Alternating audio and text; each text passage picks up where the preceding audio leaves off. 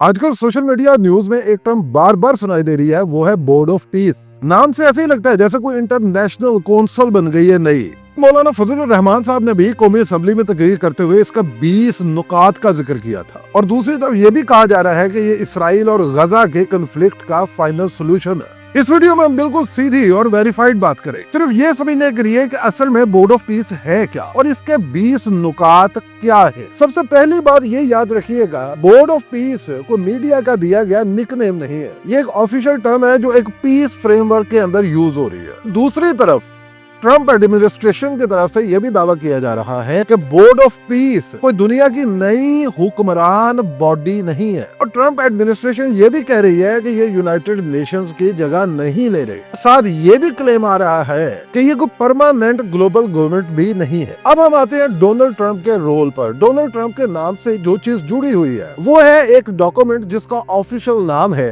Comprehensive plan to end Gaza conflict. یہ ایک return proposal ہے، جس کا مطلب ہے کہ ابھی یہ کوئی قانون نہیں ہے، نہ ہی یہ کوئی یونائٹڈ نیشنز کی ریزولوشن ہے، یہ ایک پیس پرپوزل ہے۔ اس ڈاکومنٹس کے 20 نکات ہیں، اور یہی وہ جگہ ہے جہاں پہ 20 پوائنٹس کا لفظ آ رہا ہے۔ وائٹ ہاؤس کی آفیشیل سٹیٹمنٹ کے مطابق بورڈ آف پیس کا کام انہی 20 پوائنٹس کو امپلیمنٹ کرنا اور ان کو سپروائز کرنا بتایا گیا ہے۔ لیکن یہاں پہ ایک اور بات بھی کی گئی کہ یہ 20 نکات بورڈ آف پیس کے نہیں، ٹرمپ کے ذاتی پیس پلان کے ہیں۔ اب ہم ان 20 نکات کو سمپل طریقے سے سمجھتے ہیں۔ سب سے پہلے بات ہوتی ہے کہ غزہ کو فیوچر میں آرمڈ کنفلکٹ اور ملیٹنٹ ایکٹیویٹیز سے دور رکھنا ہے۔ پھر یہ کہا جاتا ہے کہ غزہ کو دوبارہ ری بلڈ کیا جائے گا تاکہ عام لوگوں کی زندگی نارمل کی جا سکے۔ اس پلان کے مطابق اگر دونوں سائڈز راضی ہوتی ہیں تو ملٹری آپریشنز روکے جا سکتے ہیں اور ایک سٹرکچرڈ سیز فائر کا پروسیس جو ہے وہ شروع ہو سکتا ہے۔ ہوسٹیجز کے حوالے سے بھی ایک کلیئر ٹائم لائن مینشن کی جاتی ہے، اور اس کے بدلے پرزنرز کے ایکسچینج کا ذکر ہوتا ہے۔ ہیومینیٹیرین ایڈ جیسے فوڈ، میڈیکل سپلائز اور انفراسٹرکچر ریپیئر، یہ چیزیں یونائٹڈ نیشن اور نیوٹرل آرگنائزیشنز کے ذریعے بھیجے جانے کی بات ہے۔ پھر ایک ٹیمپریری گورننس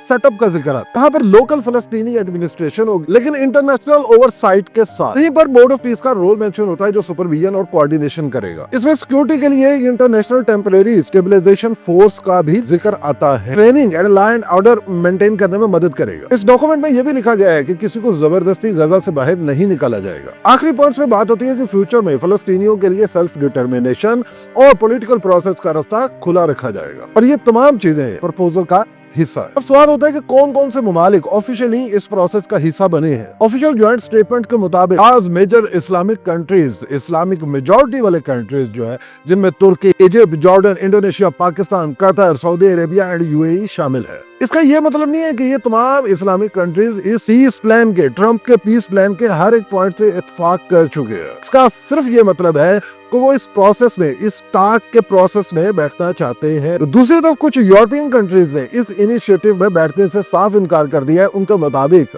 ان کے لیے صرف وہی پروسیس اور پیس ٹاکس اینڈ میشنز اہمیت کے حامل ہے جو یونائٹڈ نیشنز کے۔ پاکستان کے حوالے سے ویریفائڈ بات صرف اتنی ہے کہ پاکستان کا نام ان کنٹریز میں آتا ہے جو آفیشیل جوائنٹ سٹیٹمنٹ کے مطابق پروسیس میں بیٹھنے کا ارادہ ظاہر کر چکے ہیں۔ پاکستانی میڈیا کے مطابق بعض حکومتی ریپریزنٹیٹیوز یعنی کہ حکومتی نمائندگان اس کا دفاع بھی کر چکے ہیں، جیسے کل ہم نے احسن اقبال صاحب کی تقریر قومی اسمبلی میں سنی تھی۔ اپوزیشن کی طرف سے اس پر سوالات بھی اٹھائے جا رہے ہیں، جیسے مولانا فضل الرحمان صاحب نے کل بڑے سخت الفاظ میں اس پیس پلان کی مذمت کی تھی۔ تو اب سمپل سمری یہ ہے کہ بورڈ آف پیس ایک سپرویژن اور کوآرڈینیشن فریم ورک ہے۔ 20 پوائنٹس ایک پرپوزل کا حصہ ہے، قانون نہیں ہے۔ کچھ اسلامی ملک اس پروسیس میں شامل ہوئے ہیں اور کچھ یورپین کنٹریز نے شامل ہونے سے انکار کر دیا۔ اس وقت تک کوئی بھی فائنل فیصلہ اناؤنس نہیں ہوا۔ یہ ویڈیو صرف ویریفائڈ فیکٹس پر بیسڈ تھی، میں نے اپنی کوئی رائے، جذبات یا اپنا کوئی آرگومنٹ اس میں شامل نہیں کیا۔ میرے چینل کو سبسکرائب کر لیجئے، بیل آئیکن کا بٹن دبا دیجئے، اس ویڈیو کو like and share and comment کرنا